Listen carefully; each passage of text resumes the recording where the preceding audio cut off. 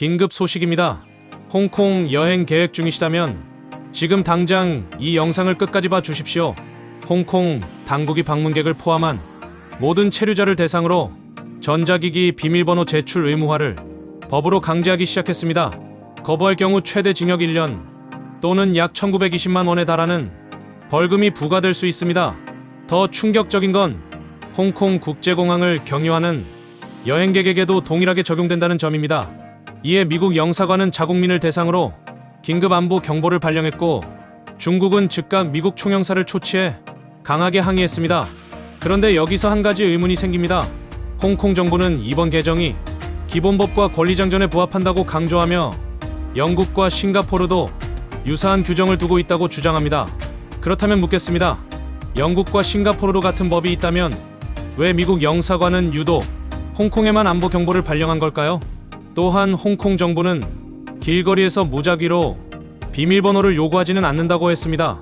하지만 국가안보와 관련됐다고 당국이 판단하면 압수할 수 있다는 조항이 그대로 살아있습니다. 기준은 법원이 아닌 경찰의 주관적 판단입니다. 과거 홍콩은 아시아의 금융허브로 자유로운 정보 환경이 강점이었습니다. 그런데 지금은 폰 하나 때문에 외국인이 징역형을 받을 수 있는 나라가 됐습니다. 이게 과연 앞뒤가 맞는 이야기일까요? 이번 개정안의 법적 배경을 좀 더 살펴보겠습니다. 홍콩은 지난 2024년 3월 기본법 제23조를 근거로 국가안보 수호 조례를 통과시켰습니다. 그리고 이달 이 조례의 시행규칙을 관보에 게재하며 본격 시행에 들어갔습니다. 개정안의 핵심 내용은 세 가지입니다.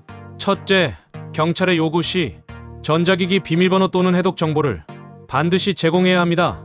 둘째, 허위 정보 제공 시 최대 징역 3년에 약 9,630만 원의 벌금이 부과됩니다. 셋째, 경찰청장이 특정 단체를 외국 정치조직 또는 대리인으로 지정할 수 있는 권한도 포함됐습니다. 그리고 이것이 핵심입니다. 이 법은 홍콩에 거주하는 외국인만의 문제가 아닙니다. 미국 영사관의 경보에는 홍콩 국제공항을 경유하는 미국인에게도 동일하게 적용된다고 명시돼 있습니다. 즉, 환승을 위해 홍콩 공항에 잠깐 발을 딛는 것만으로도 이 법의 적용 대상이 됩니다. 그렇다면 진짜 목적은 무엇일까요? 표면적으로는 국가안보 강화입니다. 하지만 시점을 주목할 필요가 있습니다. 2020년 국가보안법 도입 이후 홍콩 내 반정부 시위는 사실상 소멸했습니다.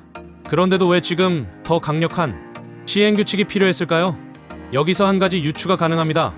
이번 조치는 내부 통제보다 외부 견제, 특히 미국의 홍콩 내 정보 활동을 차단하려는 의도가 강하게 익힙니다. 실제로 개정안에는 경찰청장이 단체를 외국 대리인으로 지정하고 관련 정보 제출을 강제할 수 있는 조항이 포함됐습니다. 이는 2020년 미국의 외국 대리인 등록법 FARA를 연상케 하는 구조입니다. 국제적으로 봐도 시사하는 바가 큽니다. 홍콩은 한때 연간 방문객 6천만 명을 넘기던 세계적 관광 비즈니스 허브였습니다. 이번 법안이 정착될 경우 기업 출장이나 국제 언론 활동에도 심각한 제약이 생길 수 있습니다. 정리하겠습니다. 이번 홍콩 안보법 개정, 마치 투명 유리방에 들어가는 것과 같습니다. 들어가는 건 자유지만 안에서 내 폰과 노트북은 더 이상 내 것만이 아닙니다. 홍콩 정부는 무분별한 적용은 없다고 강조하지만 그 기준이 법원이 아닌 당국의 재량에 달려 있다는 점은 분명히 문제입니다. 긍정적인 측면이 없는 건 아닙니다. 홍콩 정부의 설명대로 법원 영장 절차가 실제로 엄격히 지켜진다면 여행객 대다수는 영향을 받지 않을 수 있습니다. 하지만 우리가 요구해야 할 것은 세 가지입니다. 첫째, 한국 외교부도 홍콩 여행 경보 수준을 즉각 재검토해야 합니다. 둘째, 홍콩 방문 또는 경유 예정이라면 업무용 기기 대신 여행용 기기를 별도 준비하고 민감한 데이터는 미리 삭제해야 합니다. 셋째, 국제사회는 이 법이 실제로 어떻게 집행되는지 면밀히 감시해야 합니다. 법 그 자체보다 더 무서운 건 법 집행의 불투명성입니다. 홍콩은 달라졌습니다. 우리가 알던 홍콩이 아닐 수 있습니다. 여행을 계획 중이라면 지금 당장 외교부 해외안전여행 사이트를 반드시 확인하시기 바랍니다.